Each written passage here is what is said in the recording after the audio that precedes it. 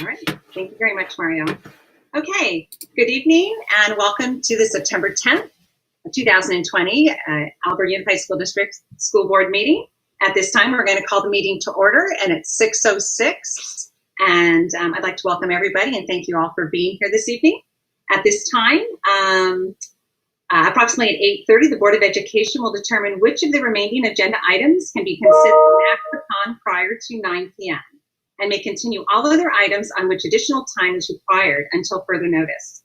All meetings are scheduled to end no later than 9 p.m. At this time, I'd like to ask you to join us in the pledge, and Mr. Robert Schwant will be leading us. Thank you. Please stand.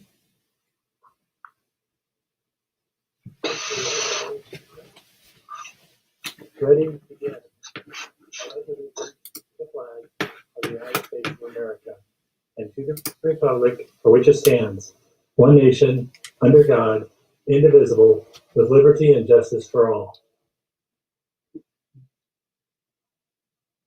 Thank you very much, Mr. Schwant. I appreciate that. Okay, now we're going to open to the open hearing. And as authorized by Governor Newsom's Executive Order 20, dated March 17, 2020, the Alvord Unified School District will conduct all meetings of the Governing Board via teleconference until further notice. The meetings will be live streamed via YouTube. Pursuant to Executive Order N2920, the Governing Board will take public comment. The public comments must be submitted in writing in advance of the meeting. Please submit your written public comments to superintendent@alvordschools.org no later than 9 a.m. on September 10th, 2020. During the Governing Board meeting, written public comments received in a timely manner will be read to the Governing Board. Pursuant to Board Bylaw 9323, public comments period will be limited to 20 minutes. Duplicate public comments will not be read to the Governing Board. However, all written public comments will be provided to the Governing Board in advance of this meeting. Thank you very much. So at this Well time, done, Carolyn. pardon me? Well done. Well, thank you. Thank you very much. So at this time, I'm going to ask Dr. Muzzarino if we have any comments for the board. We do. We have one comment, and I'm happy to read it. All right. Thank you very much. Hi, my name is Josue Zamora. I am a senior in La Sierra High School. I'm a member of Our Lady of Perpetual Help Church and a youth leader of ICUC. I would like to share testimony in support of Agenda Item 9C3, Adopt Resolution Number 20, resolution encouraging school district participation in California high school voter education. We want the students to have educational and better career opportunities so that they can lead us toward the future where they can provide a better life as well as go to college and graduate. And of course, their careers waiting for them to be ready and prepared for a bright future. Not only that, as a student, I also want to provide that every single student has the opportunity to achieve their main goal to graduate high school and continue to look forward to college. Voting is how we exercise our voice and say in the world what we want. If we want the opportunity, we need to make sure everyone's voice is heard. Thank you. Laura, a senior at La Sierra High School. I love when kids like that.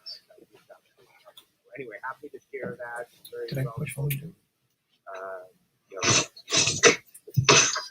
Thank you, Dr. Muzzarino. Thank you very much for that. All right, at this time, we have special recognitions. Yay, it's Villegas Middle School. Woohoo, I'm so excited. You're all here. I'm so excited. I do want to say first, before we start our presentation, that when we do go back to, and we will be going back to KPC building and having big fanfares, Villegas will be one of the schools that will be coming back, and you'll be receiving plaques from all of the board members and then also pictures and things like that. So we will be recognizing you this evening, but you will have time again in the boardroom with everybody with pictures and all the fun fanfare. And we also will have your student share with us about your school at that time. Okay? So with that, I'm so excited. One of my favorite places in the whole wide world, Villegas Middle School. I'm going to turn it over to the most fabulous principal at Villegas Middle School, Kristen Morehouse. Well, thank you very much. Thank you. I am going to share my screen with you. I have a little, I'm not going to share my screen with you. So I want to share with you a little bit about our recipients today. Let me try one more time. No, sorry, can't share my screen. Our first person that we are going to honor at Villegas is our student of the month, who is Miriam Atala, and you can see her on there. She's a great student. I did have a little presentation that had her picture and everything on it, but unfortunately, you know, I can't share my screen, so you'll have to bear with me and just stare at her in the picture up there. So, President Wilson, members of the board, Dr. Muserino, cabinet, and members of the audience. It is a pleasure to introduce you to the Alvord Unified School District Student of the Month from Villegas Middle School, Miss Miriam Atala. Miriam is an outstanding 8th grade student at Villegas, where she has proven to be a shining example to those around her and enjoys success in everything she sets out to accomplish. She has been enrolled in honors classes and maintained a 4.0 GPA over the course of her 3 years at Villegas. She truly exemplifies what it means to be an active learner. She has been a member of our speech competition team and competed in History Day with her one-woman show. She has been an active member in our drama program, held lead roles in the drama productions at school, and is serving as the drama club president for the 3rd year in a row. She's an extremely valued member of the leadership class, where her strong work ethic and creativity are used to foster her drive to make Villegas a better place each day. Miriam was also recently elected to her 3rd term on the Villegas School Site Council, where she has previously served as the council president and is a vocal advocate for students when giving input about budget expenditures and the single plan for student achievement. Miriam embodies our motto at Villegas of courage, valor, honor in the way she represents herself, handles herself with dignity, poise, and grace in every situation, and advocates for what she believes is important for her education. She is responsible, shows initiative, and is a role model to those around her while exemplifying the spirit of a true Villegas patriot. She has a vested interest in making a difference and being the voice to champion the causes for which she believes. She has gained the respect of all adults on our campus for her integrity, reliability, positivity, determination, and connectedness to our site. The staff and administration are honored to have Miriam Atala represent Villegas Middle School as the Alvord Unified School District Student of the Month. Yay! Congratulations, Miriam. Congratulations, congratulations. Are your mom and dad or anybody in the room with you? There we go, congratulations. The board would like to say congratulations to you. And again, Miriam, we will, once again, we will be recognizing you in the boardroom as soon as, there we go, we're going somewhere. Here we go. There you are, sweetheart. So there's Miriam's picture. Sorry, I can share my screen with you now. Okay, so thank you. I just want you to know Miriam is an outstanding student, and we are very lucky to have her, and we look forward to all the great things she's going to do in Alvord this year at Villegas and then in her coming years in high school. So. Incredible. Yes, yes. Thank you very much. So with that, again, Miriam, please, we'll extend the invitation to you when we get back to school, and we will be recognizing you in the boardroom with all of your family and all the fanfare. But thank you so much for being a part of this evening. It really means a lot to us that you're here with us this evening to be recognized. Thank you. All right. Our next a parent that we are recognizing as the Volunteer of the Month is Miss Karen CRUZ. So I'd like to read a little something about her. She is amazing, and we could not do half the things we do here at Villegas without her. So, President Wilson, members of the board, Dr. Muserino, cabinet, and members of the audience, it's a pleasure to introduce you to the Alvord Unified School District Volunteer of the Month from Villegas Middle School, Mrs. Karen CRUZ. Our parent volunteer program would not be nearly as successful if it was not for Karen. She gives up her time openly and embodies her core belief of paying it forward in both her thoughts and actions. In her 4th year as a Villegas parent, Karen can always be counted on to support the site, take on responsibilities, especially the ones that no one else wants, and drop everything to help at a moment's notice. She serves as president of our PTO, president of the Band Booster Club, and is a member of our action team for partnership, which is tasked with planning the parent involvement activities on campus. In addition, she is responsible for organizing parent volunteers for our Copycats program, school events, and fundraisers. While balancing her very busy personal schedule, she's still the first to make herself available for any parent or student event and asks what she can do to help from the beginning to the end. It's never about what she wants to do, but rather about what the school and kids need and how she can best serve. Her leadership is recognized throughout campus, and she's established a connection between all of our parent groups to ensure that everyone feels welcome and involved. Karen not only involves herself at Villegas, but volunteers her time in the community and helps us to maintain a connection with all stakeholders in our area. She exemplifies everything our parents and staff want from our PTO leadership and parent volunteers. Her quiet, humble, and relaxed presence is appreciated, and we'd like to recognize her contributions and thank her for all she has given on behalf of the staff and students at Villegas Middle School. Congratulations, Karen. We really appreciate you. Yay, Karen! Woohoo! And I've had the opportunity to work with Karen at Lake Hills and Villegas, and I was really excited because last year at one of the last gatherings we had, Karen and Lisa came running up and shared with me that they were going to be president and vice president. So I'm so excited. Even though I can't see you on your screen, I can see your beautiful picture. But I just want to say that we are so excited that you're president of the Villegas Middle School PTO. I'm looking forward to your meeting tomorrow morning. And your heart is bigger than your chest, and you've always loved these students, every student, so very much. And it comes through in all your actions and your support and your dedication to them, Karen. So we appreciate everything you do, and just on a friendly basis, you're just amazing, and I think you're fabulous. And it's amazing. I love it, and I'm so excited that you're here tonight. And is there any way, I don't know if her family's in the room, but is there any way to take down your presentation just for a second, and we can look at Karen, and hopefully her family's with her. Where is Karen? There's Karen. There she is. Is your anywhere around? Any of your kids? I had to feed them dinner, so they're eating right now. Oh, well, see, there you go. There's Karen's heart right there. She feeds her kids, and then she comes and gets this award, and she's going to run back and be with them. So, but thank you again, Karen, for everything, and we will be recognizing you. And I'll see you tomorrow morning. Congratulations. This is wonderful. I'm excited. Yeah. Literally, Karen, you can call her at 7 in the morning and say, hey, we were thinking of doing something at 8:15. And she'll say, okay, let me throw on a baseball cap. I'll be right down there. And she'll drop everything to come help us. And we couldn't do it without her. So we really appreciate Karen, all she gives to us. Wonderful. Congratulations, Karen. It's wonderful. Wonderful. All right, I'm going to start sharing my screen again. Okay. So our next honoree is Miss Cindy VIRAMONTES, who is our school secretary. And President Wilson, members of the board, Dr. Muserino, cabinet, and members of the audience, it's a pleasure to introduce you to the Alvord Unified School District Classified Employee of the Month from Villegas Middle School, Miss Cindy VIRAMONTES. Cindy first started subbing as the front desk clerk at Villegas Middle School in 2011. From the beginning, even as a sub, Cindy was a member of the VMS family and a Villegas patriot through and through. We were lucky enough to have Cindy accept a permanent position at Villegas, and over the past 9 years, she has worked as our guidance clerk and is now our school secretary. She strives to create an efficient yet warm environment for parents, students, and staff.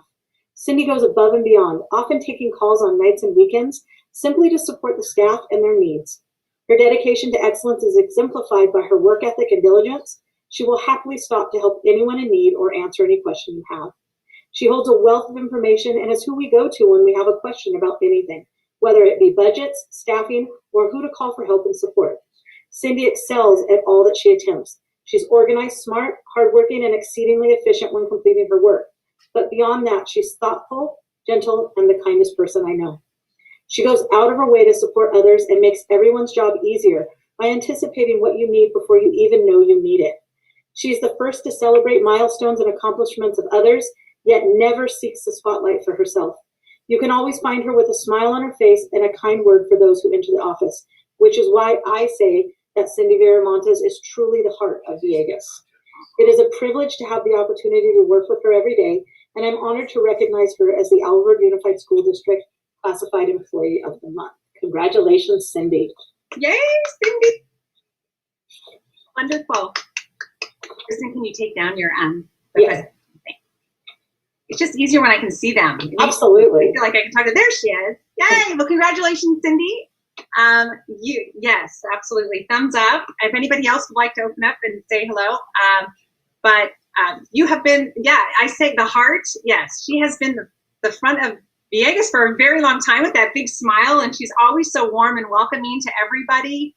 And it's just, I'm so excited for you, and it's been our pleasure to watch you kind of promote through the ranks there at Villegas, and now you're the school secretary. So that's a really wonderful position, and so well deserved. And you're so fabulous, and it's just amazing. And I'm so excited that you're part of Villegas, and you have been for a long time. So I'm so excited when I get to see the names. I'm like, I'm so excited because these are people that I absolutely love. So congratulations, and I look forward to giving you a big hug, all of you guys a big hug when we can. But thank you so much. Do you have any family that's anywhere near Cindy? Is there anybody around? No? Just you? Do you have your mom or your sister with you, Cindy? No, I don't. Okay. Okay. All right. Well, we love you, Cindy. And so thank you so much and congratulations. And we look forward to recognizing you at the celebration at KPC. All right. Thank you. All right. So we are now going to honor Miss Denise Buck. President Wilson, members of the board, Dr. Miserino, cabinet, and members of the audience, it's a pleasure to introduce you to the Alvord Unified School District Certificated Employee of the Month from Villegas Middle School, Miss Denise Buck. Denise has been a member of the Villegas family, and I've had the privilege of working with her since the school opened in 2002. Denise was an outstanding classroom teacher, working as a member of the 6th grade math and science team at Villegas for 18 years before moving out of the classroom last year to serve as our interim assistant principal and now as our instructional coach.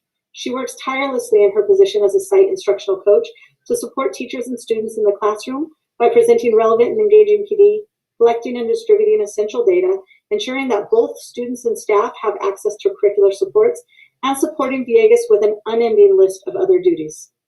Denise also contributes to building a positive school culture beyond the classroom by making personal connections with those around her and inspiring others to be involved in campus life. She's an active member of our Villegas Social Committee and creates amazing team building activities that bring our staff together to have fun. In fact, you should see some of the videos of activities she planned last year where she got people to dress up in gorilla suits and sing karaoke, send in pictures of themselves in middle school and of their hideous glamour shots, and got them to type out some of the funniest texts I have ever read. She is loved and respected by staff, parents, and students alike for her warm presence and instructional excellence. It is clear that Ms. Buck exemplifies what it means to be a Villegas patriot, as well as an outstanding and nurturing educator who cares about students and adults beyond the walls of her classroom and our site. We are lucky to have her at Villegas, and I'm grateful to be able to honor her as the Alvord Unified School District Certificated Employee of the Month. Congratulations, Denise. Yay. Congratulations, Denise. Okay, where's that little girl of yours? Put her in your room with you. I kicked her out. Oh, I sent her to grandma's house. darling. You know she wants to be in there. I'll show her the recording. Oh, she's so proud of her mama. You know that. We'll tell her. Thank you. Say her that. But exactly when Kristen said she is loved and respected, that is such an understatement of what this woman, what this lovely lady is, because you can go back to when my daughter was in middle school. And again, we always talk about that. Kelsey's 27 now. Don't mean to make you feel a little old there, Denise, but she will still say that Mrs. Buck was just incredible. Miss Buck is one of her, and everybody wanted Miss Buck.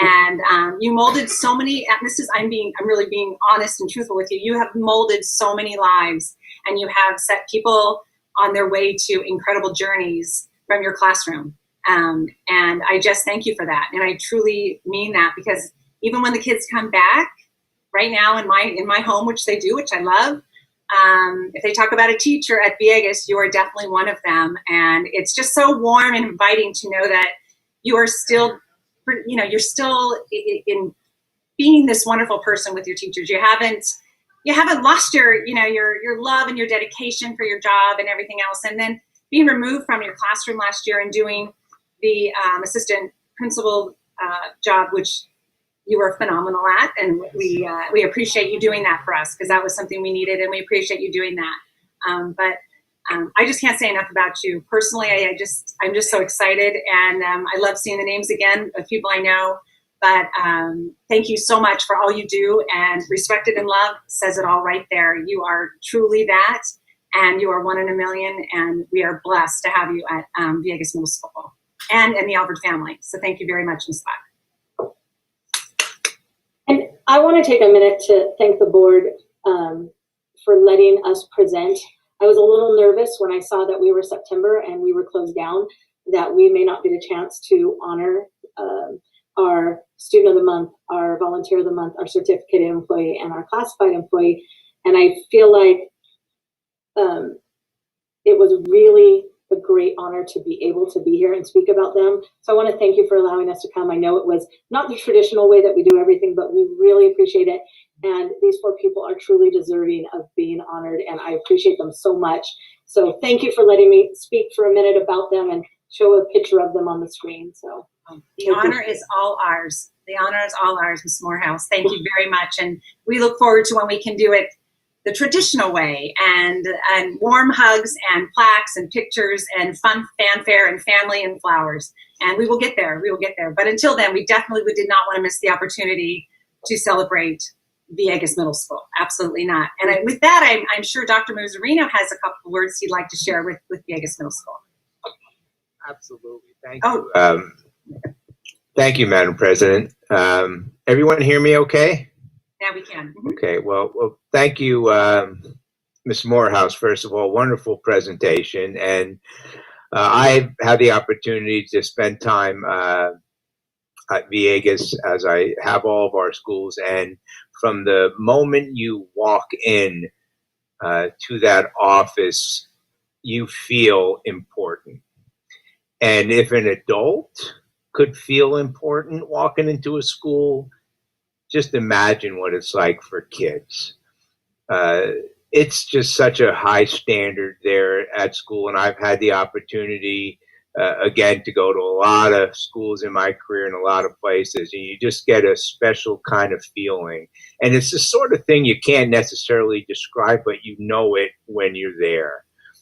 And that's a tribute to everyone, from Mrs. Morehouse, of course, Ms. Buck, who's been there for a long time doing wonderful work, but students like Miriam, and employees like Cindy, and moms like Karen. I mean, my gosh, you as a principal for 17 years, there's nothing I value more than the team that comes together for the benefit of kids. And that's what we're seeing here today. So, Kristen, I know you thanked us for letting you be here, but let me speak on behalf of the board in saying we are so grateful that you're here, so grateful that Karen, Cindy, Miriam, and Denise joined us. And we also have one of the assistant principals, Mr. Ramirez, here visiting today. So, congratulations to all of you. And when we get back to the old normal, we're going to have you in so we could take some pictures and post them on the website and do all that kind of stuff so we could show you off. So thank you, Madam President, for the opportunity to speak, and congratulations to all of you. Congratulations. Yay. All the board, I hope you see all the board is clapping in all your honors. In all your honors. All right, with that, I'm going to close the recognition portion of the board meeting, and we're going to move on to the Board of Education and Superintendent comments. Thank you, Villegas, for coming. We really appreciated you being here. We were honored. Thank you.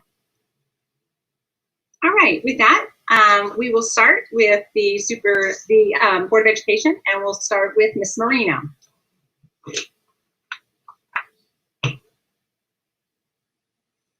There you are. Okay, there I am. Well, thank you so much.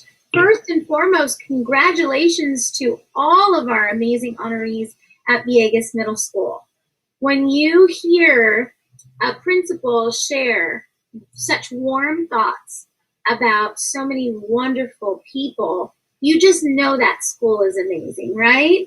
And what a blessing it is to be able to be a part of that. So I congratulate each and every single one of you.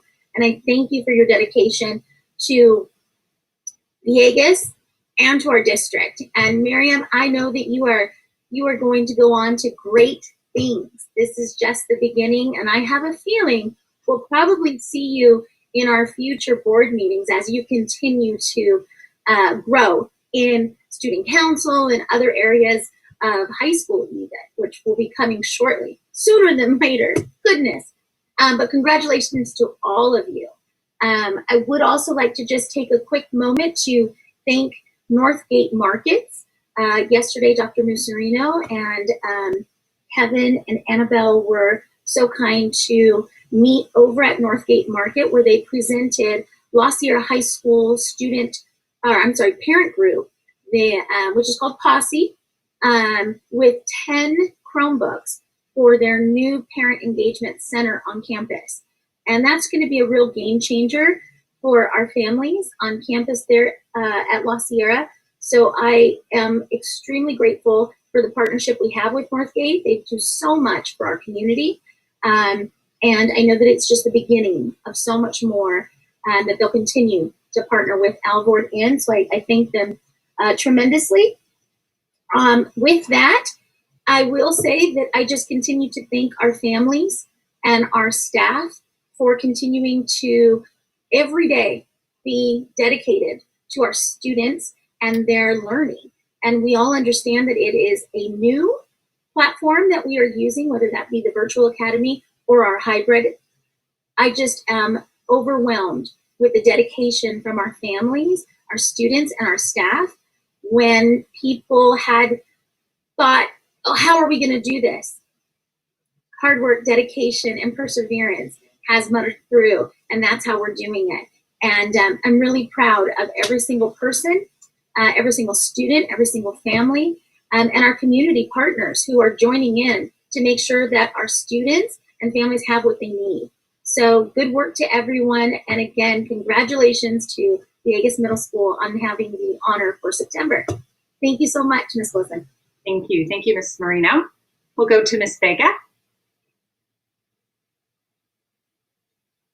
Man, I always have to go after Julie, and I don't know what to say. This one I'll change it up, I promise. No, it's okay. Just to kind of piggyback off of what she said, I love recognitions because they motivate me. I hear so many inspiring stories. I'm like, I want to be like them when I grow up. Like, that's me. Even the students, they're younger than me, but I want to be like them. They motivate me to keep doing this job and to keep this moving forward.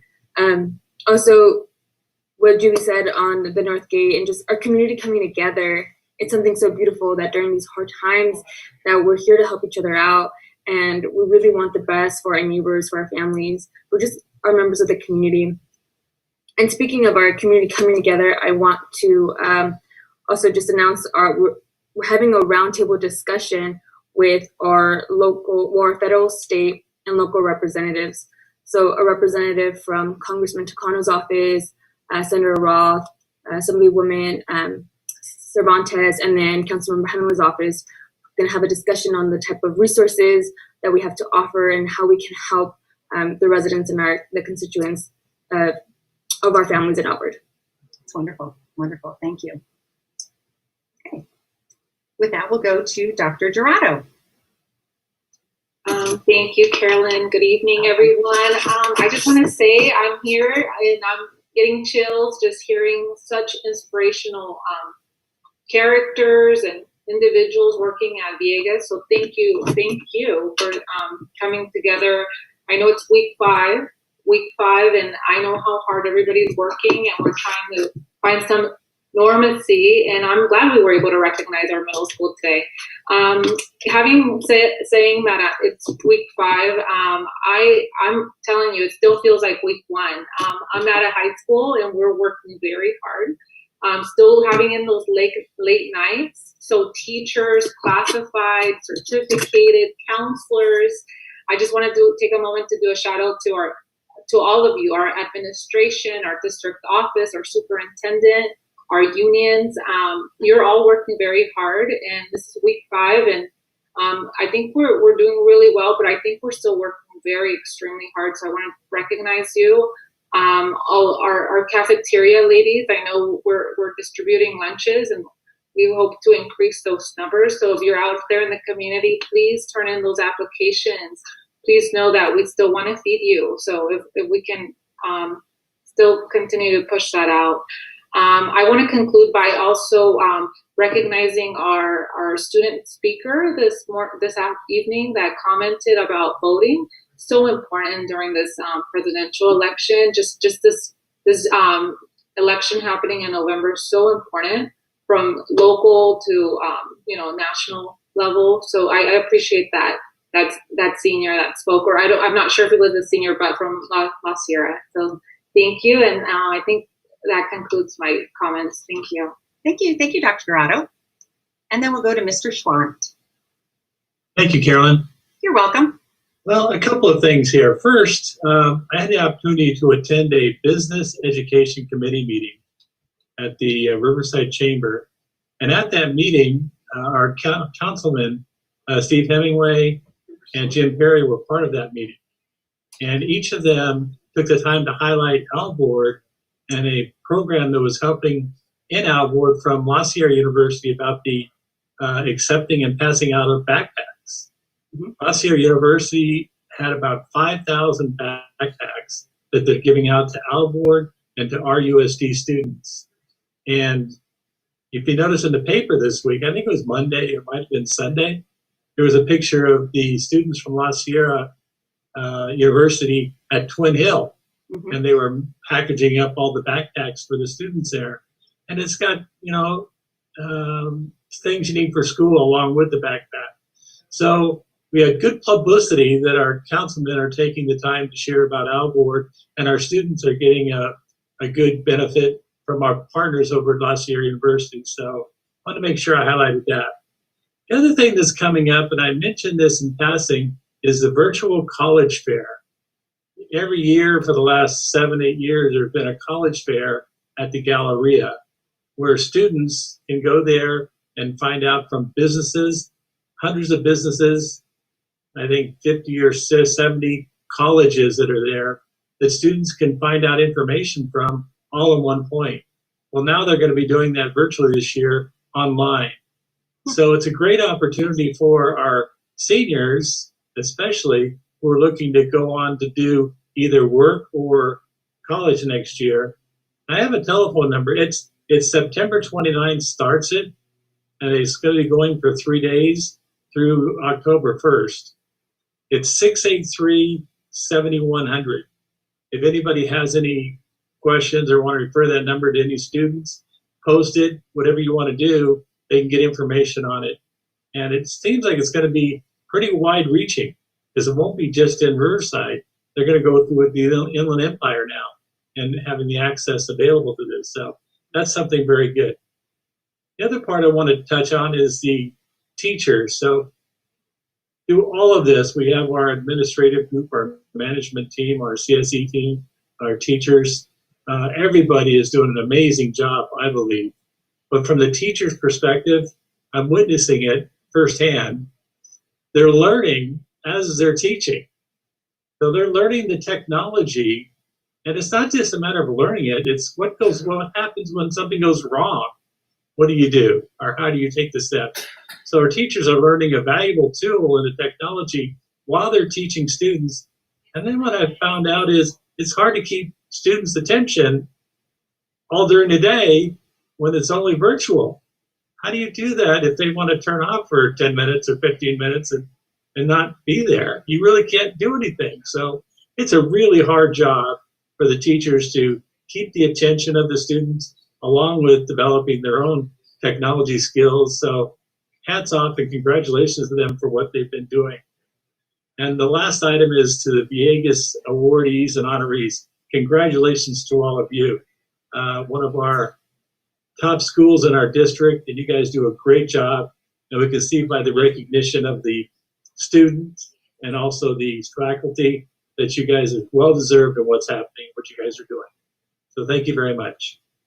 Aw. Carolyn, Yes. sorry, That's okay.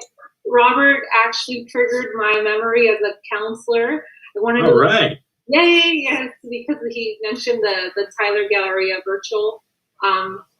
college fair. I do want to put it out there for our community members, any senior or a family of a senior listening out there. I do want to promote that our COE is promoting a Story 2 platform. This is a software that allows seniors to virtually log in for free. This is a free service for students to have coaches. There are webinars that help students how to write personal statements for their college admissions application. I do want to mention as a counselor that right now SAT and ACT scores have been suspended for most college applications because of COVID. But because there's so much emphasis out there for our seniors having a normacy and letting you know you can still apply to college. There's coaches out there through the Story 2 program. Please reach out to your counselors because I know your counselors know about this. I want to make sure you get coached at home. There's also AP readiness. It's all happening virtually. So please, there's support out there. Please reach out to your counselors because it's all virtual. And we are trying to make sure you have some type of a normal senior year. So thank you.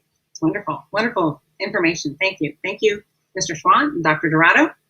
And I just wanted to share with the Alvord families real briefly that the Family Engagement Office, they're offering virtual workshops. And last week on September the 2nd, they presented Building Resilience Within Yourself and Your Child.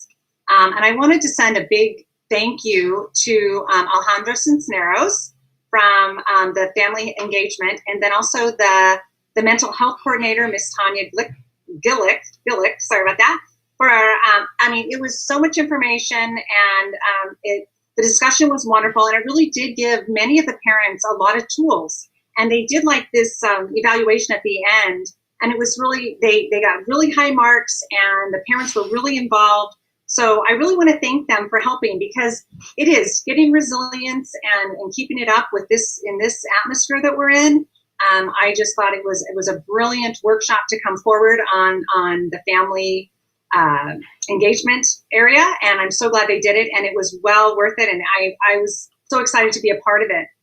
And they are continuing to have them, so please look and see. I think the next one is next month, or at the end of the month, and I believe it's what to do with distance learning. So please check the website and be a part of those virtual classes that they're giving, or workshops, because there's so much information, and there's tools to help parents and students get through this time of this virtual learning. So please, and again, thank you to the Family Engagement Office for everything they've done, because it was a fantastic virtual presentation. I loved every minute of it.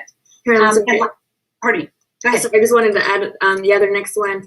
I didn't even mention the date for Family Engagement is also it's the roundtable discussion. Oh, okay. So that's going to be September 16th at 4 p.m. So look out for the Zoom link on that.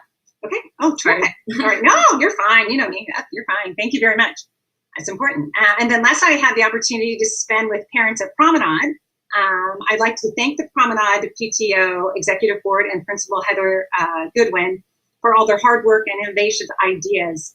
They are so thinking out of the box right now. I'm not going to share any of their ideas. I'm not going to spoil it for them, but they have so many wonderful ideas to keep our parents and our students engaged with Promenade. I don't think they're going to even notice that they're doing virtual stuff. It's just so exciting. They've been working on this all summer long. So when we say that, everybody's been working, everybody has, down to the parents' organizations, to make sure that the connections are they're staying within our Alvord family. So I'm so excited for that. It was a pleasure to be with them. They're amazing parents. We had a lot of fun. Some of them I met for the first time, and we just had a great time. And again, Heather Goodwin at Promenade is doing an amazing job. They are loving her there. They're enjoying you can see it. They have this great rapport. So I'm so excited for Promenade and the families there, and I look forward to doing some of their crazy things. I'm not going to say anything about a pie in the face or anything like that, but I'm just going to say there's going to be a lot of fun virtual things going on, and people are not going to realize that it's virtual. It's going to be so much fun. So again, a shout out to them for all their thinking out of the box, innovative thoughts, and creative ideas to keep everybody involved, and they have been. So thank you very much for Promenade. And lastly, again, just what everybody else is saying, thank you for the teachers, the students, the parents, the teachers, the staff, Alan, the board, the cabinet. Thank you so much for dedication for our students. I mean, we are dedicated, and we're doing it. And I'm so excited because I am speaking to a lot of parents right now, and I am excited because they're all, and some of the parents are in virtual and some of them in hybrid, and they are all having a very, very pleasant experience, and they think they're not skipping a beat. So again, thank you to everybody. Your dedication is obviously noticed, and the board appreciates it. And on behalf of the board, we thank you. And I'm just going to sneak this in because it's me, and we love you. And we feel blessed that you're a part of our Alvord family. So thank you very much, everybody. And with that, I'm going to turn my comments over to Dr. Muzzarino. Thank you, Madam President. Of course, as always, I echo the sentiment of our trustees who are just a delightful group of people committed to our children. I'm glad Miriam is still here in our board meeting, and we get to see her smiling face, because that's what we miss. And I know our teachers miss our kids. Everyone misses our kids, and I know parents are anxious to get their children back to school as much as they'll miss them, I'm sure, when they're back at school. And of course they will, this new normal that we're all adapting to, that we really did not expect to extend to this school year. But it has, and as my fellow governance team members have all messaged, we're dealing with it much in much the way that we deal with everything else in Alvord. We tackle it, we take it on, and we continue to do what we do for our kids. That's why we're all here, and perhaps this whole crisis has been a reminder of that, because it's easy to get caught up in all of the politics and all of the noise. Now we have a new system with the tiers from the governor's office, the TIER tier, compared to the system we had previous to that, which was the watch list. So we're in the first tier, as I have written in my most recent message, and I really encourage our families to continue to follow my weekly message, where I will continue to communicate this information. We had spoken back in July when the decision was made to start school at a distance, that we would revisit that decision come Labor Day. And of course, since that time has come, we're on this new system, and we are in the first tier, along with most of the counties in Southern California, with the exception of San Diego and now Orange County. I know that San Diego continues to teach at a distance, and Orange County is looking at sometime in the middle to late October for many of their districts opening. So as we have promised our families and our children, we will open up our schools as soon as it is safe to do so. We're waiting now to be in the second tier, which then, if we remain in that for 14 days, then we will begin the process of bringing our children back in the hybrid model, and then begin the process of reintegrating children back into our schools and bringing our staff back as well. That in itself is going to be a task, because again, we've all been doing this from home for a long time. And I know, Mariam, when I mentioned just coming back to school, I know it brings a big smile to your face, and know that your teachers are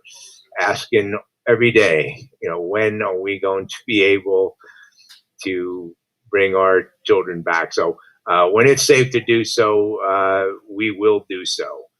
We recognize that technology is not a substitute in any way, shape, or form for school or for teaching. And I focused my last message on technologizing education, because I don't want anyone to think that we're going to get so used to it that this is going to be the way it's going to be. It will always remain a supplement to instruction. to in-person instruction, to working closely with children. But as a supplement, as Mr. Swant and others have mentioned, we're getting better at it. And the fact that we're getting better at it is going to help our children in the long run when we do integrate it back into our in-person model. But it will never replace it. And I think that's become clear around the world, as it has had to stand in the absence of being able to bring children back to campus. But it's no substitute. It's certainly no equal, nor will it ever be. So I also want to thank all of our staff. Our teachers are doing a fabulous job. They're learning. We're all learning. This is just an incredible learning curve, which also keeps us honest. It keeps us. We're reminded just how humbling learning is. It's tough. So again, everyone is stepping up. Our families have been fabulous, so patient. Keep the emails coming. Keep the calls coming. I appreciate it. And Miriam, continue to do what you are doing along with all of your peers, which is getting the absolute most out of this experience, because there's much to gain from this. So when I think of our youngest children, I think of just how digitally savvy they are all becoming. I think of the level playing field for families who now are online, who now have devices, who are now connected to the internet, which I believe is a civil right. And I'm so happy now that we've connected all of our families. So these are all things that are going to have long-term implications. So I am going to remain looking at this as a glass half full, because when we do return in person, we're going to be better. And our kids are going to be anxious and excited, as we all are, to get back on campus and do what we do. And we're going to do it even better than we did. So with that, Madam President, I'll hand it back over to you to continue our board meeting. All right. Thank you. Thank you very much, Dr. Muzzarino. At this time, do any of the board members have anything else they'd like to say? No. All right. Thank you very much. Then we're going to close this portion of the board meeting, and we're going to go on to the consent agenda. Do I have a motion? So moved. Thank you, Mr. Schwant. Do I have a second? Second. Thank you, Ms. Marino. Are there any discussion? Okay. With that, we're going to go to a vote. Ms. Marino. Aye. Ms. Vega. Aye. Dr. Dorado. Aye. Mr. Schwant. Aye. And Mrs. Wilson is an aye. All right. At this time, we're going to report out actions taken in closed session. Dr. Dorado. Okay, good evening, everyone. So during closed session, the Alvord Unified School District Board of Education took action on expulsion case 2019-20-6. The motion was made by Mr. Schwant, and it was seconded by Ms. Vega. The vote was 5-0. The second expulsion case number that was voted on was 20-19-20-0D11. The motion was made by President Wilson, and it was seconded by Vice President Vega. The vote was 5-0. And that concludes our closed session action. So thank you very much, Dr. Dorado. All right. Well, we're going to go on to action items. 9B1, approval of the 2019-2020 unaudited actual financial report. Do I have a motion? So moved. And do I have a second? Second. All right. And I believe we have some discussion. I'll turn it over to Dusty. Thank you, Madam President. Thank you. I'm going to share my screen. I have a presentation. In just a minute.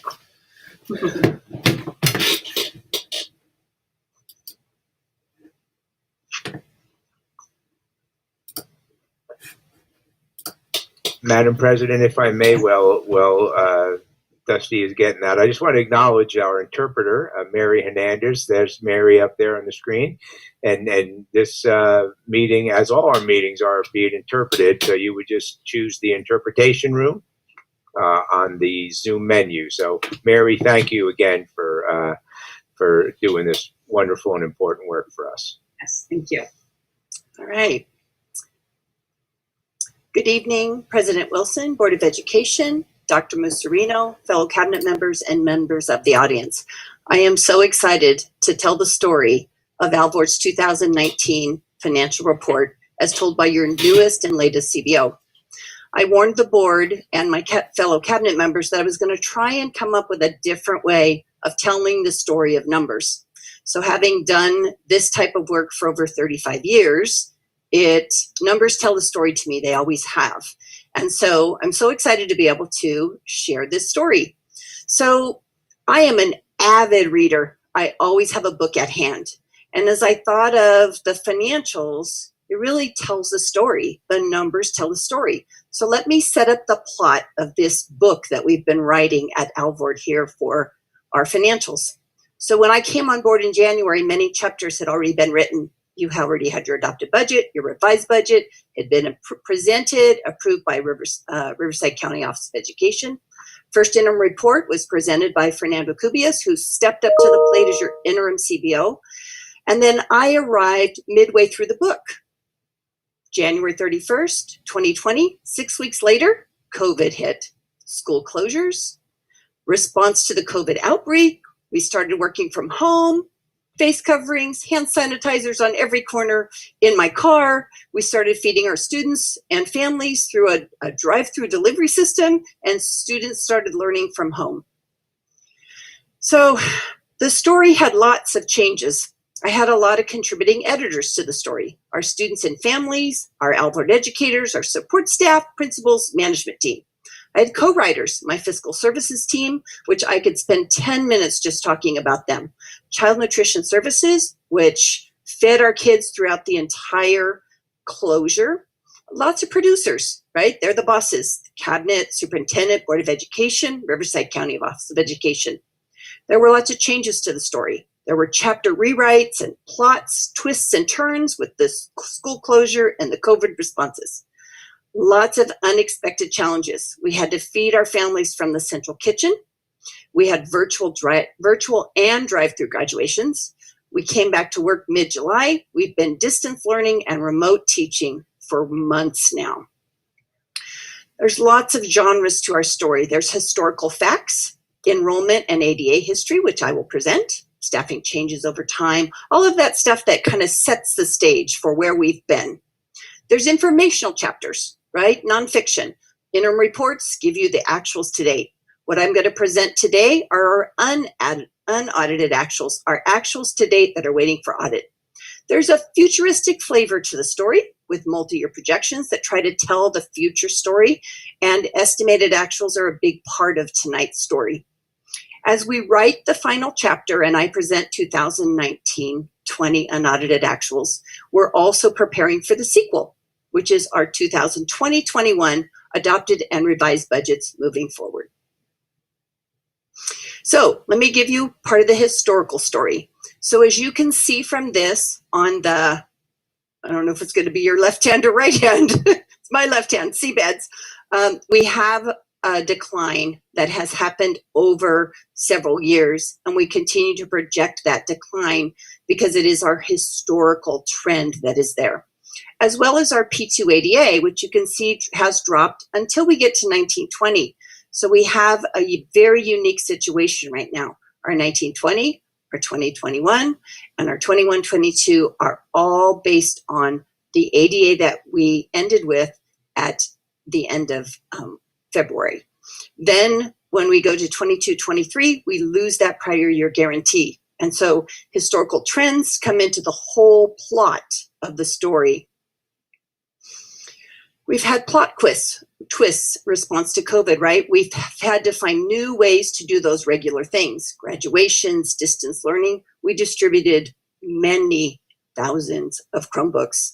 We fed tens of thousands of meals to our families and our students during March, April, May.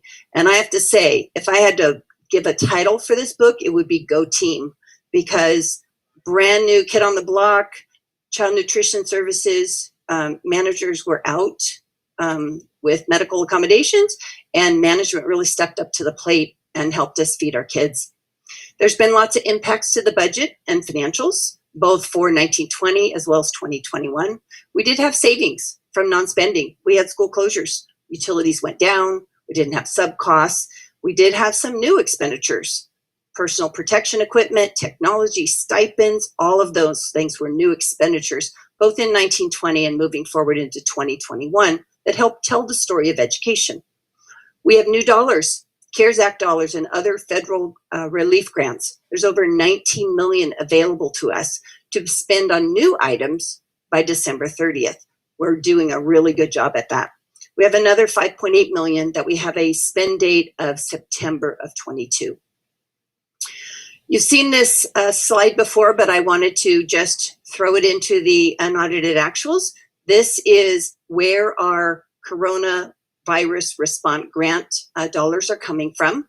5 different categories, different amounts, different spending, different basis for the calculation and what it can be spent on. So they're being monitored very closely. They're being shared with the school sites, and we're responding to the needs of our educators and our students with these dollars.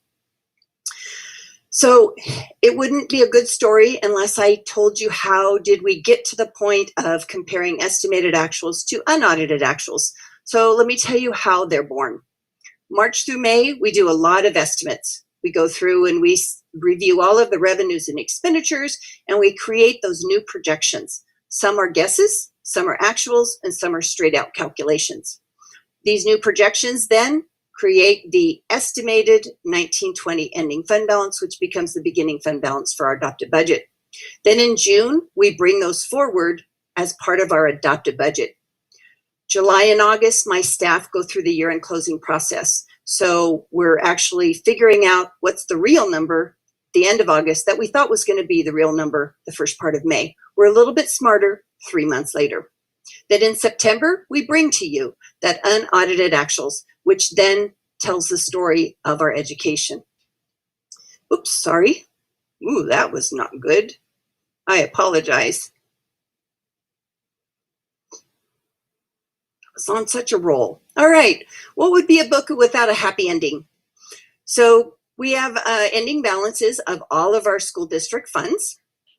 I've outlined them here. The first column shows what we thought was going to happen the first part of May. And the middle column is what actually happened at the end of August. So we have 51 million available throughout our district funds. We need to note, however, that the general fund only makes up 45% of those. We have 23% that is from our bond funds and another 6% that are self-insurance funds, just to name a couple of them. So $5.9 million is something to celebrate. I've always said I'm a glass half full. I'm probably a 51% glass half full. All right, let me tell the story about general fund unrestricted and restricted dollars. So this is our comparison to that estimated actuals, right? That baby that we were estimating in May and where we ended up. Our total revenue ended up being $417,000 higher than what we thought back in May. Our restricted dollars actually went down. The primary reason for this is because of some of the CARES Act and COVID accounting transactions being different than we thought back in May. Wanted to give you kind of a visual. So our LCFF sources, those dollars that are generated by students actually coming to school, is 85% of our general fund revenue. Federal makes up 4%, state 9%, and local just 2% of our dollars. Going to this part of the story where we spend those dollars, here's the comparison of our expenditure categories. And overall for general fund unrestricted, we ended up with 2.6 million more in savings than what I anticipated in May. Our restricted actually ended up just slightly higher than what I anticipated, but most of the category is in the 5,000s, and that has to do with some of our contracts that we had savings on that I wasn't aware of in May. To give you a visual of total general fund expenditures, we have our the standard object codes that you typically see. Our categories of certificated salaries, classified benefits, the other categories that we spend our dollars on, and how we support our educators through this process. On the right-hand corner, I have that our salary and benefits are 86.59% of our total general fund expenditures. Our total general fund expenditures were over $224 million.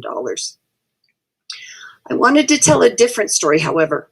This is a representation of the expenditures, those same dollars, but by category of support to instruction. So we spend our dollars, 66% of that $224 million is spent on direct instruction. Over $147 million are spent on direct instruction. Those expenditures that will be for right in front of the kids, those that we can touch. Instructional support, 11%. Those are all of those individuals that develop the curriculum and support all of our teachers at the school sites as well as the district office. Pupil services is 8%. That is our counselors and our psychologists and our librarians and our nurses, all of those things that help support the kids but have that different category of expenditures. Our extracurricular and stipends, $2.5 million, are for our athletics and our department chairs and some of those additional expenditures. We have 2.2 in retiree costs. Our district admin is just a little over $8 million or almost $9 million at 4%. Maintenance operations is double that at over $19 million. 8% of general fund expenditures go to maintaining our facilities for our students. And then we have a very small amount of transfers out, county tuition, and debt. So overall, our total general fund story shows that we had $208,000 more in revenue, 2.6 million less in expenditures, and a 2.8 gain to the bottom line. Our required reserve actually went down just slightly because our expenditures went down. So we have a little bit of an additional dollars of about $3 million. So what are our next chapters to this story, and what does the sequel look like? So today, you'll approve your board, the unaudited actuals, and those revised ending balances as well for all of the funds, which is the next agenda item. By September 15th, I expect to hear from the county office to tell us where they're at with our adopted budget. I plan to provide monthly updates for a budget, which will come at this next September 24th board meeting. In October, my staff and I will go through the audit of the 2019-20 unaudited actuals. First interim report will come to you in December. That will be a whole new chapter to the story. We'll have new information, some rewrites to those chapters as we present it. In January, you'll hear from our auditors with our annual audit report. We'll come back to you in March with the official second interim. Then in May, we'll start the whole process over again for the following year. I'm not sure if we're writing a sequel or a trilogy, but it ends up being the same. In June, if we go back to standard, we should be seeing your LCAP and adopted budget, a public hearing, and board action. That's the story of the 2019-20 unaudited actuals from the eyes of your newest CBO. Can I answer any questions? Well, thank you very much, Dusty, for that presentation. Are there any questions from the board? Dusty, thank you. I really enjoyed the way you presented the information today, this evening. Thank you. Thank you.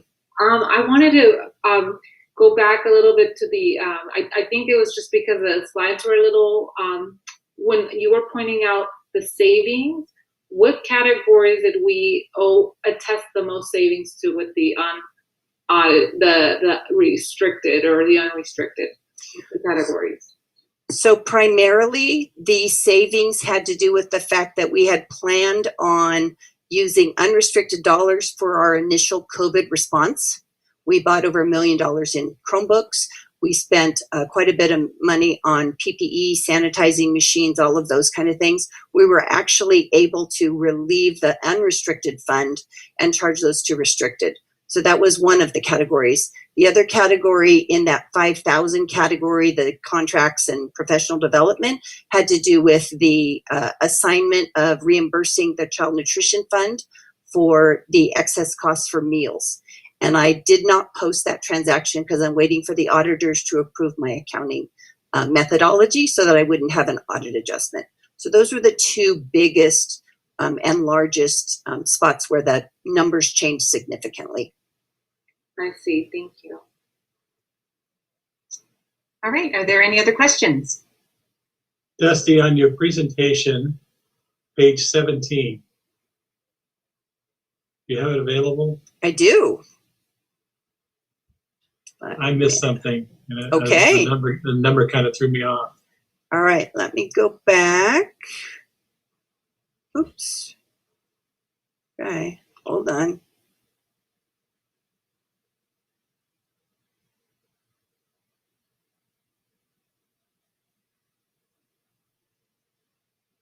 Is it showing? Not yet. Okay, Not it's on my not screen.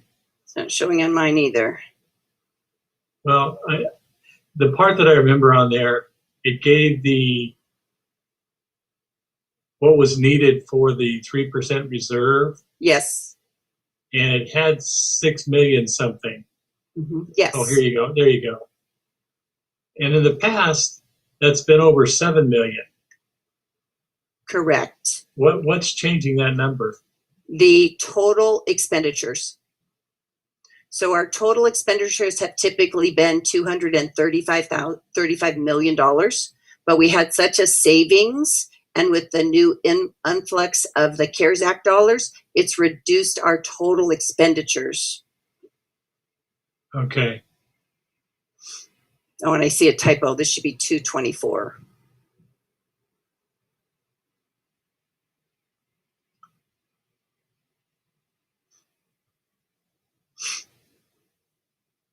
So that very bottom line is exactly 3% of the expenditures, rounded up by $1. Those expenditures will go up when we don't have the COVID dollars anymore? Some expenditures will go down, but we won't have some of the savings that we had in 2019 because of the school closures. Okay. Dusty, I mean, I know that obviously we're just starting this new chapter, this new sequel. I did hear conversations about potential new grants in the government. When would we, I guess we would have to wait until you present again until we hear from the government. But I was looking at your slide 16, and I wanted to get your opinion on how do you think those proportions break down compared to maybe other sites, other districts with our relative budget, or in your opinion, as CBO, do you feel that those proportion are proportion to a kind of like a standard, or are we? How does it compare maybe to other? I mean, because I visually, I think this is the first time I've seen it this way broken down. So I appreciate that visual, but I just kind of wanted to kind of hear a little bit, get in your head a little bit on how you think that's proportioned out. So I actually did a comparison to Riverside Unified as I was preparing my presentation. We're actually a little higher in our salary and benefits than what they are. But overall, most districts are about in this same composition. We're fortunate not to have a high transfer out or debt component because we've actually moved that to our Fund 40, our reserve for capital projects. The retiree costs that we have on here, that actually will drop off in a couple of years because our SERPs will be completed at that particular point in time. But overall, it's pretty standard with what most of the other districts will have. When I go back to slide 15, this salary and benefits, we're a little bit higher than what most districts are, right about the 85%. So we're just a little over 86. So not a big amount, but from a percentage standpoint, it is slightly different. Thank you for bringing that back to us. Thanks.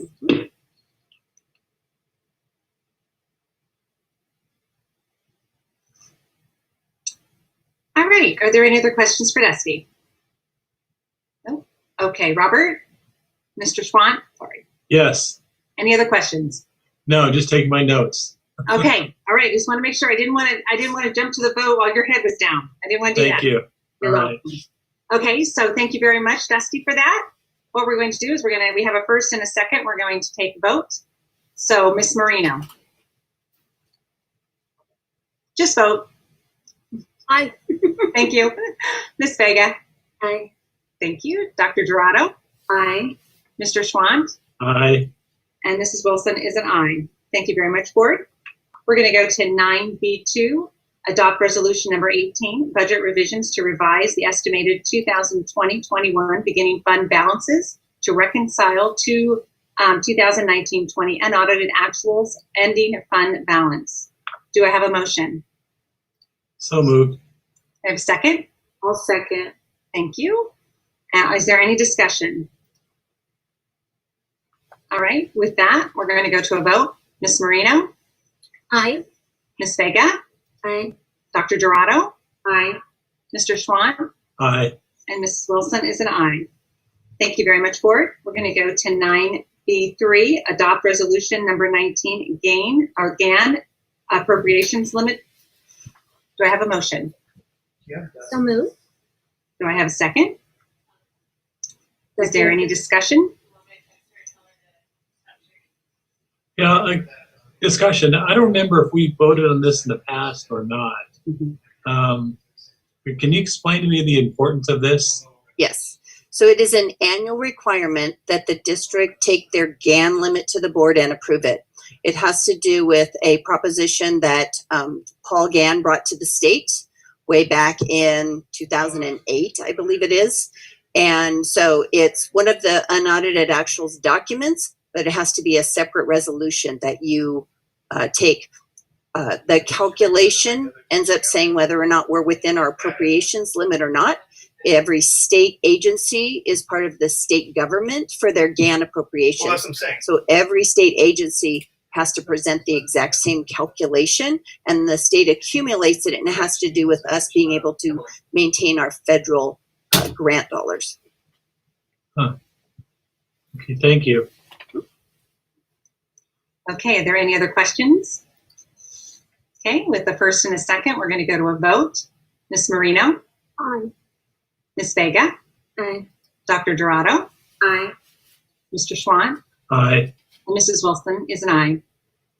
And at this time, we're going to go to Educational Services, and it's 9C1. We're going to go to a presentation, and I'm going to turn it over to Miss Dr. Emily DeVore. There she is. Hello, welcome. Hi, good evening. Everyone can hear me okay? Yeah. Hey, fabulous. As soon as I get sharing rights, I will share my screen.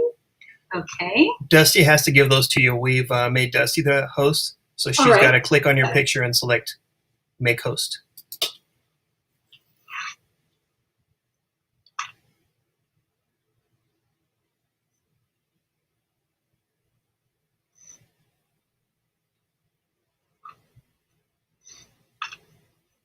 You are the host, it says. Okay, let me.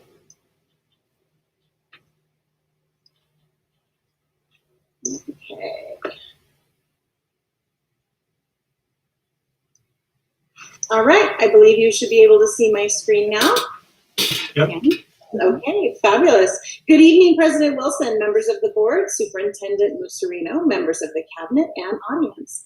The Alvord community has risen up to collaboratively work together and face the challenges and uncertain effects of COVID-19. Part of this collaboration has resulted in the learning continuity and attendance plan that I will be sharing with you this evening.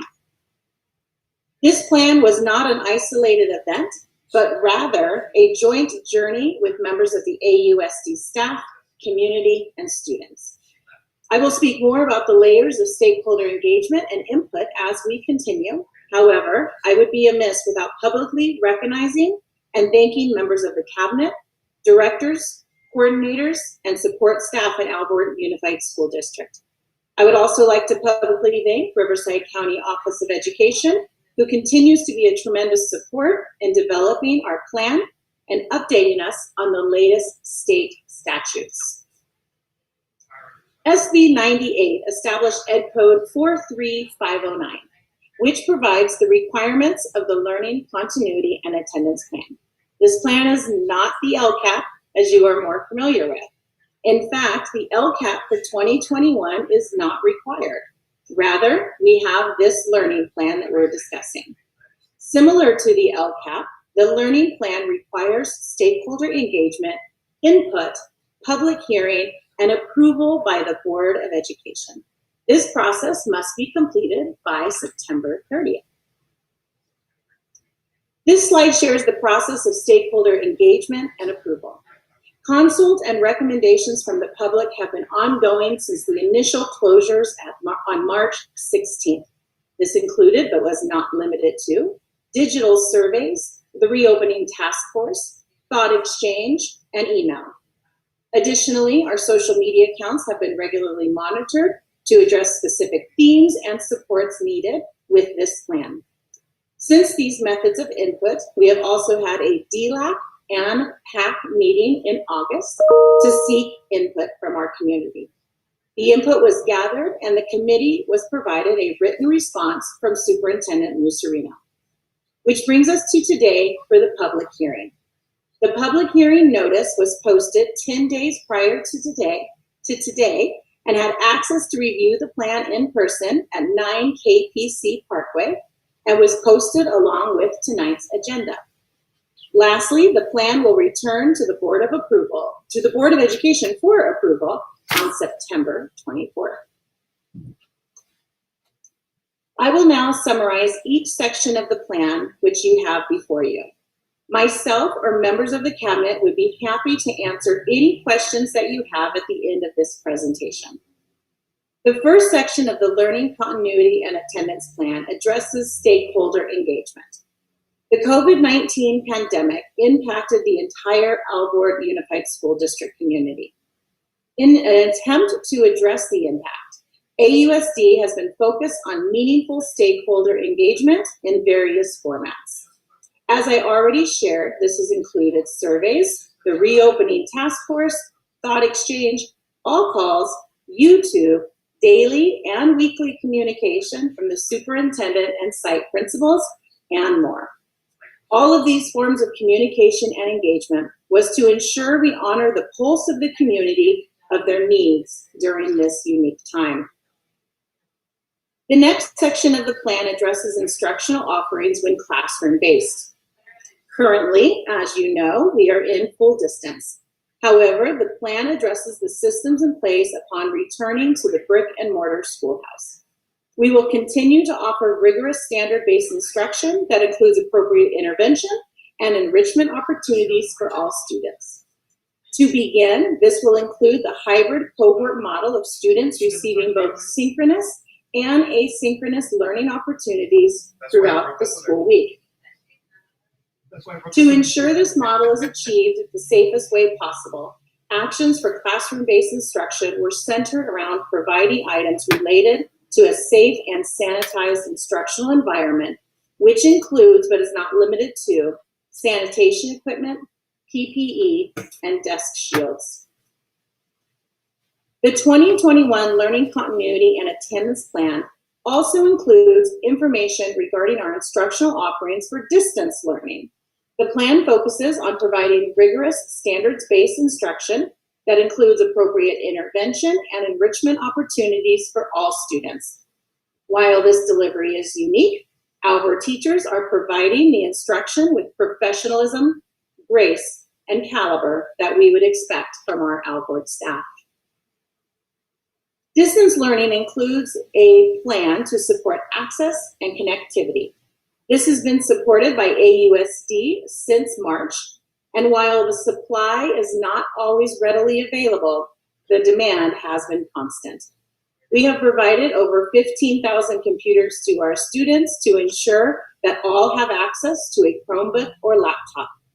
In addition, MiFis or hotspots have been available for distribution as supply has permitted.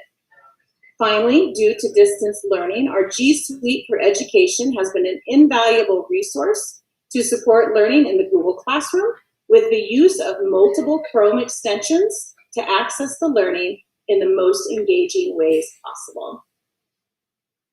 Pupil participation is an imperative component of the attendance plan to ensure students are engaged in the learning.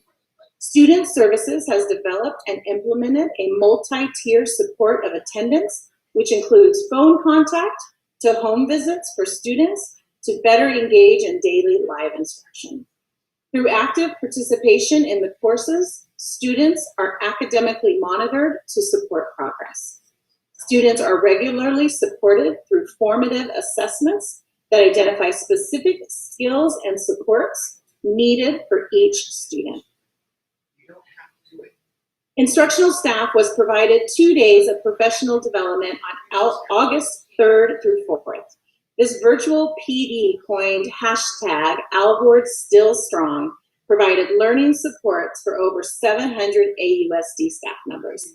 The sessions over the 2 days included how to support students with unique needs, technological supports, safety measures, and social emotional learning skills.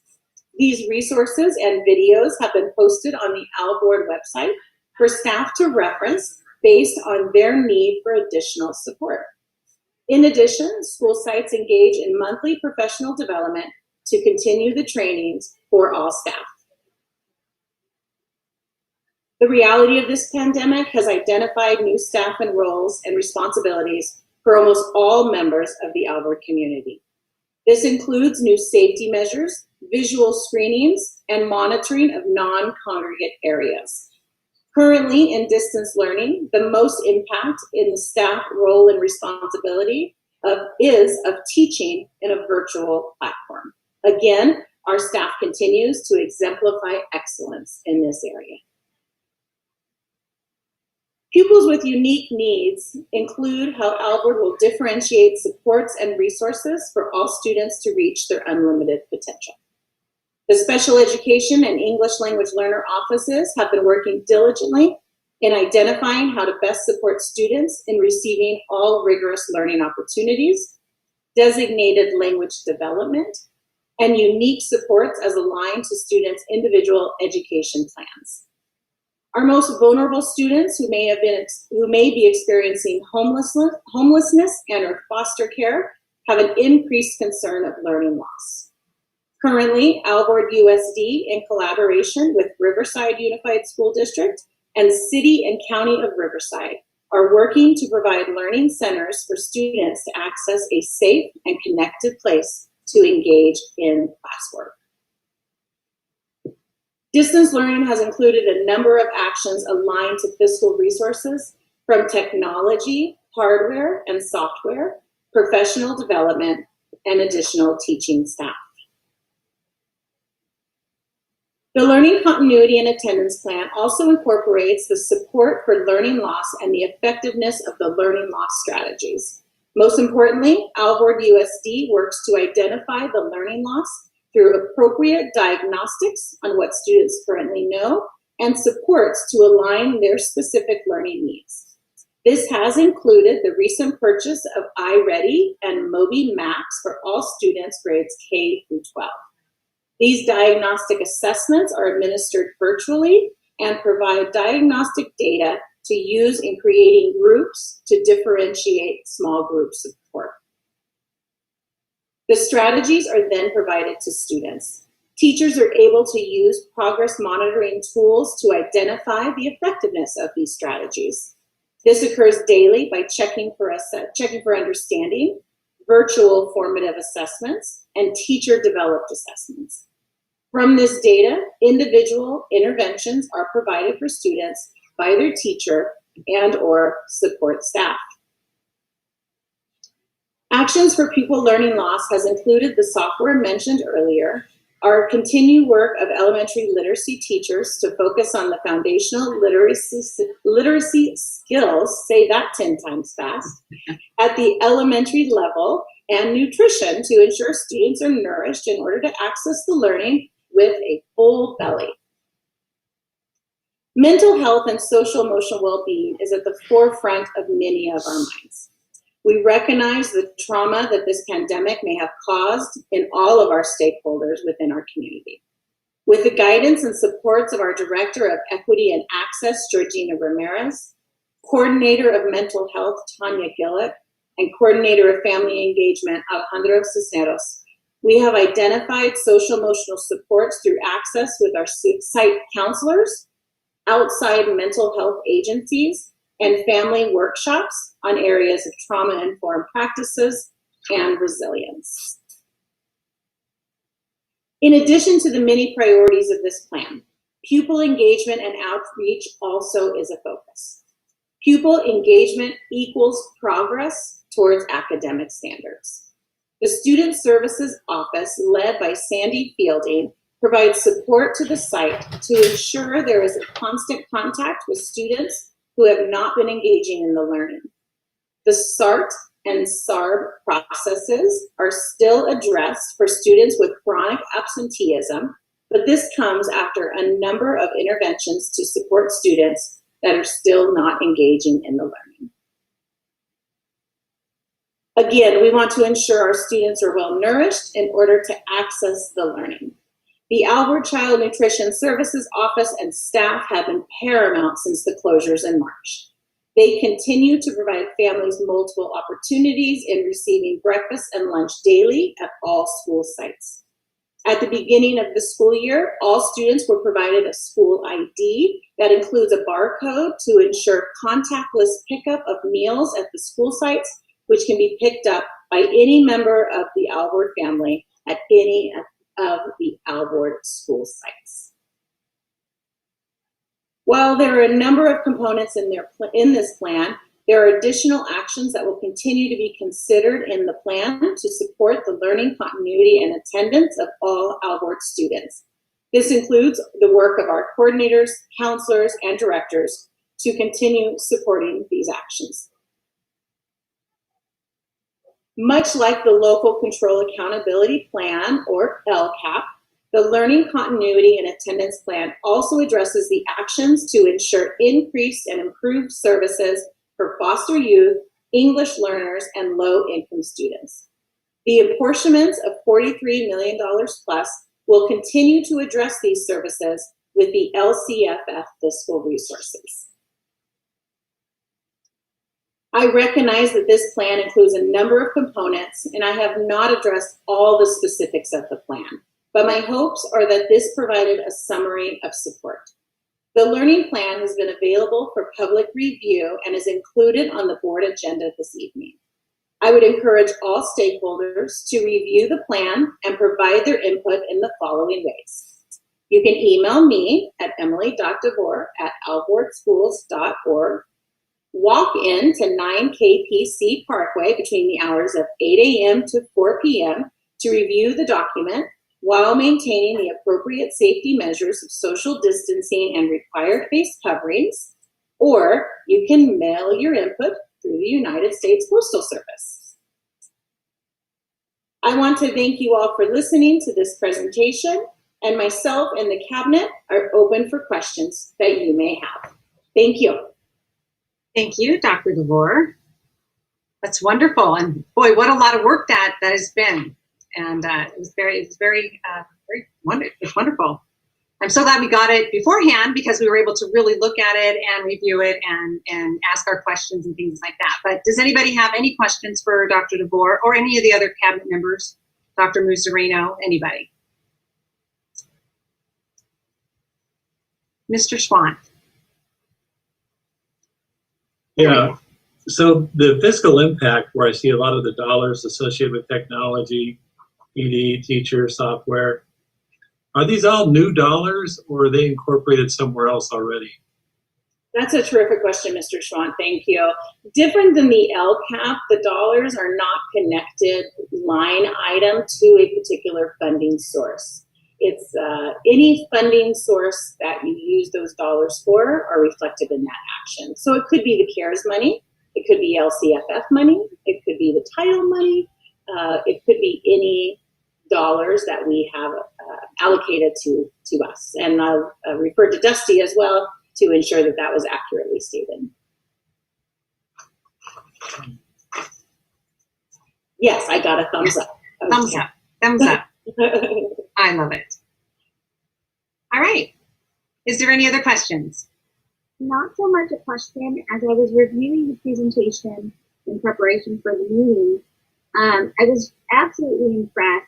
We talk all the time about how difficult COVID has made everyone's lives, and the work that has been highlighted here, I think it's just something that needs to not go without congratulations to the team.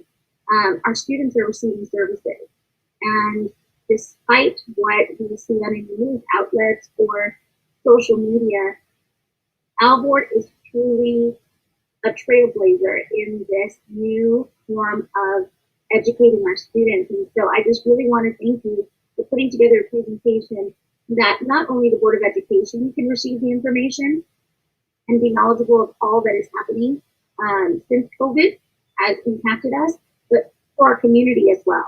This presentation is very helpful for our families to understand that yes, this is different, but it is not without your child receiving services and receiving education. So I really applaud you all for putting this together in a way that I know our families will appreciate. So thank you again. It was very informative, and I love to see that as we continue talking about our most at-risk youth, or I think to myself, it's wonderful that it's always at the forefront. Every one of our students is at the forefront of all of our conversations, and this is just proof of it, being able to see it laid out this way. So thank you. Yes, thank you. Thank you so much, and thank you for making it available in so many ways for them. They can come in if they don't have a computer that they can see, or they can email you. So thank you so much for making it available, because it's very important, and hopefully we'll get some really good ideas and we'll get some input from them. That would be wonderful. But thank you all. Thank you, Dr. Kemp and Dr. DeVore. And I see Alan. Yes. Hello, Dr. Mazzarino. Well, thank you. I see the finger. Thank you. And thank you, Dr. DeVore, Dr. Kemp. Wonderful work. Absolutely outstanding work. The difference between the spring and the fall is the fact that there's a plan. When we were thrust into distant learning on March 13th, we, like every district, did the best we could under adverse conditions and circumstances. Now that we've had the opportunity, our education services team led by Dr. Kemp and Dr. DeVore, along with a host of others, of course, our principals, our teachers, our task force members that were engaged in helping us to make some big decisions moving forward. But all of it revolving around our students, from our most vulnerable and our neediest children to our children who are doing very well, just to continue to ensure that we have a plan to serve everyone's needs, no matter where they are on the spectrum. And that's a work in progress always. So I'm not in any way, shape, or form saying we got this completely figured out. But I will say that it's great to rest assured knowing that we have a wonderful team that is making plans and then following through on those plans. So again, thank you, Sherry and Emily, for your incredible work. And I know that from all the feedback that we all get on a regular basis, we're all very proud of this work because it really speaks to not only the head but the heart. Because a lot of the work that we've all been doing since COVID struck is really from here, because it takes that level of passion, which from our teachers right on through to our team members who are supporting instruction, right to our families. And I know our kids could feel it. And education is certainly something that is very, very difficult under the best of conditions, given the incredible diversity of our population. So again, thank you all for your work, and thank you, Board of Education, for recognizing that wonderful work in those comments. Trustee Marino and others. Thank you. Thank you, Dr. Mazzarino, and thank you again. So if there's not any other questions, we're going to go on to, this was just a presentation, so now we're going to go on to conduct the public hearing of learning continuity and attendance plan. Do I have a motion to open the hearing, please? So moved. Second. Okay, thank you. And do I have first and a second? And do I have, I'm going to call for a vote. Dr. Dorado. Aye. Ms. Vega. Aye. Ms. Wilson is an aye. Mr. Schwant. Aye. And Ms. Marino. Aye.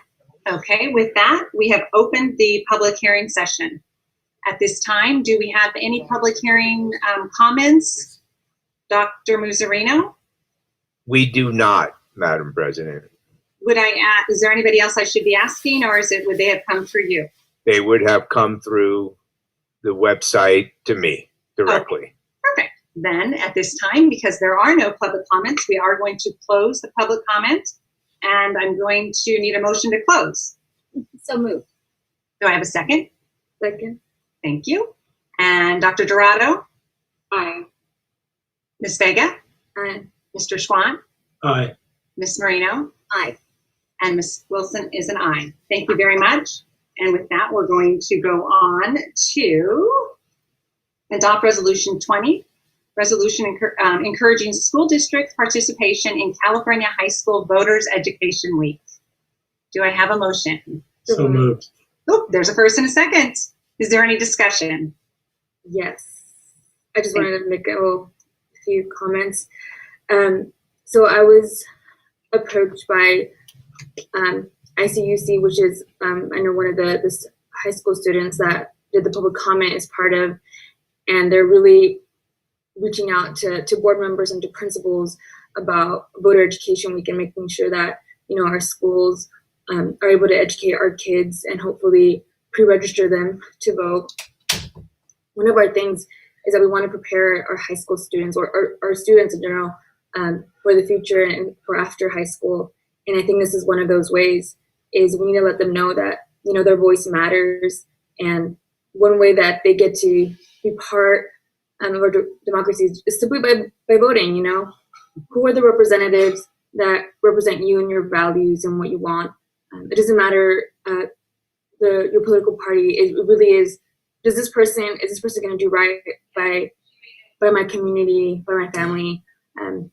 Do they represent me? So I think our students really need to know that, and we need to create that culture that voting is important. A lot of people don't trust the government, and so, but if one of us voice our concerns, then we can start making those changes. So, yeah. Thank you very much. Is there any other discussion? Okay. Alan. Oh, Alan, I'm so sorry. Yes. That's quite all right. Thank you. You know, usually there's movement and the box lights up, so I Right. see it, but you're Right. Well, sorry about that. no, that's quite all right. Thank you, Madam President. Just quickly, I received an email from Manelia Sotelo, who wrote, when I was 16, I pre-registered to vote, but I really didn't know what that meant. I didn't understand the first ballots I received or where to take them. I had issues such as forgetting to vote or not being able to because I did not know what to vote for, why to vote, or where to take my ballot. I think passing this resolution is an important experience for educators and education for everyone. So thank you for taking the time tonight to discuss this policy. I think those sentiments are something we all feel very strongly about, particularly when you're a young person. You don't quite understand all the implications. As great a job as we do teaching our children about the importance of getting the vote out, sometimes it still falls on deaf ears. So I think it's important that we're having this discussion. I think, Trustee Vega, your comments are so critical. All of us continuing to emphasize just what that vote and that voice means. Certainly at a time like this, it's perhaps more important than ever, but I don't want to minimize the rest of the time only because of what we're going through right now. It's always important to vote no matter what and when. So with that, I certainly hope that our children are going to get out there. I know our counselors, our high school counselors have done a wonderful job of pushing this out as well. So we're certainly doing our share, and now it's up to our children to safely vote. And that's the other key, is to safely vote, but vote. Thank you, Madam President, for that opportunity. Thank you, Dr. Marino. I'm Dr. Marino. There I did. Dr. Marino. There I did it again. All right. Okay. Is there anybody else that would like to speak on this? No further discussion? Okay. Then we're going to go to a vote. Dr. Dorado. Aye. Ms. Vega. Aye. Mr. Schwandt. Aye. Ms. Marino. Aye. And Mrs. Wilson is an aye. Thank you very much. We're going to go to 9C4, authorization to joint education technology joint powers authorization. Do I have a motion? So moved. Do I have a second? Thank you. And is there any discussion?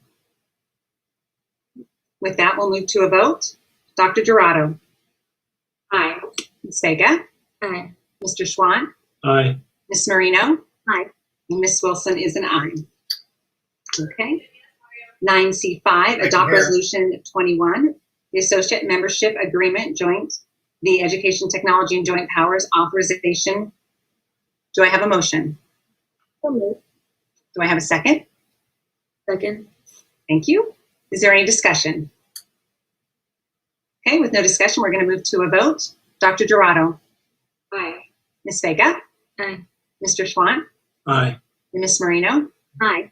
Ms. Wilson is an aye. Now it's done. We're going to go now to 9C6, review proposed revisions to, to review proposed revisions to board policy, and we will be waiving the second reading. Do I have a motion? So moved. And a first and a second. Is there any discussion regarding this board policy? Okay, with that, we're going to go to a vote. Dr. Dorado. Aye. Ms. Vega. Aye. Mr. Schwandt. Aye. Ms. Marino. Aye. And Ms. Wilson is an aye. Okay, Human Resources approved personnel order 03/2020-21. Do I have a motion? So moved. Second. Okay. Before we go further on that, could I change have a page pulled out? Yes, but I need Julie to take back your motion. Thank you. And Lizette, your second. Thank you. Okay, which page would you like to be taken out? 58. Page 58 for a separate vote. Yes. Okay, is that the only page? That's the only page. You got it then. All right, then what we're going to do is I'm going to ask for the personnel order of 03/2020-21 without page, with eliminating the page 58. Do I have a motion? Second. And I have a second. Thank you very much. We're going to go to a vote. Dr. Dorado. Aye. Thank you. Ms. Vega. Aye. Mr. Schwandt. Aye. Ms. Marino. Aye. And Mrs. Wilson is an aye. Now we're going to go to approve the personnel order number 03/2020-21, page 58. Do I have a motion? Do I have a second? Thank you. And we'll vote. Dr. Dorado. Aye. Thank you. Ms. Vega. Aye. Mr. Schwandt. Abstain. And Ms. Marino. Aye. And Mrs. Wilson is an aye. Okay, we're going to go to number 17, 9B2. Sorry about that. It's adopt resolution 22, declaration of need for full qualified educators. Do I have a motion? So moved. Do I have a second? Thank you. Thank you, Ms. Marino. Is there any discussion? No discussion? Robert, no discussion? No discussion. Okay, there we go. Thank you very much. With that, we're going to go to a vote. Dr. Dorado. Aye. Ms. Vega. Aye. Mr. Schwandt. Aye. Ms. Marino. Aye. And Ms. Wilson is an aye. With that, you guys, I think we have come to the end of our meeting. The Board of Education will be going back into closed session. We will not be coming out with a readout. So we will be adjourning this meeting at 7:50. But again, I would like to thank everybody for joining us this evening.